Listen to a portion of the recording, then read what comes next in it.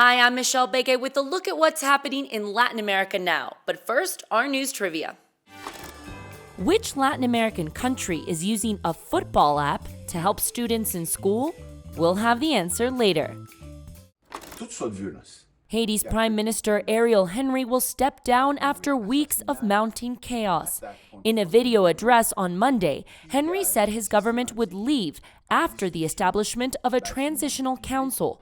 The council would be in charge of naming a new prime minister and a new cabinet.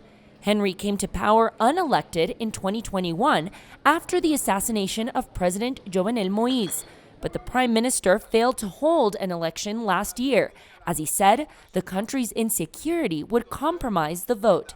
Since then, Haiti has descended into further poverty, rampant gang violence, and protests. Now let's go to Argentina, where my colleague Joel Richards has a special report. The city of Rosario virtually came to a standstill this week after 4 murders sowed panic in Argentina's third largest city. Last week, 2 taxi drivers, a gas station employee, and a bus driver were all shot dead. The crimes are linked to drug trafficking, but none of the victims were involved in illegal activities. A note left at the scene of one of the murders spoke of humiliating jail conditions. It refers to photos that emerged recently of prisoners being forced to sit topless on the floor. The images bring to mind the tactics employed by Nayib Bukele in El Salvador to combat gang violence. The homicide rate in Rosario is 5 times the national average. Located by the Paraná River, the city is a major international port for agricultural exports. It has the logistics that makes it attractive to gangs smuggling drugs out of South America.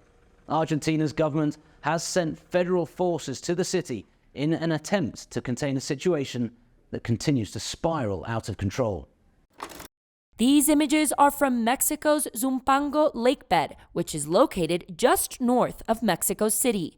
Dried up lakes are becoming more common as 60% of the country experiences moderate to exceptional droughts. Nearly 90% of the capital city is already in a severe drought and is set to get worse as the start of the rainy season is months away.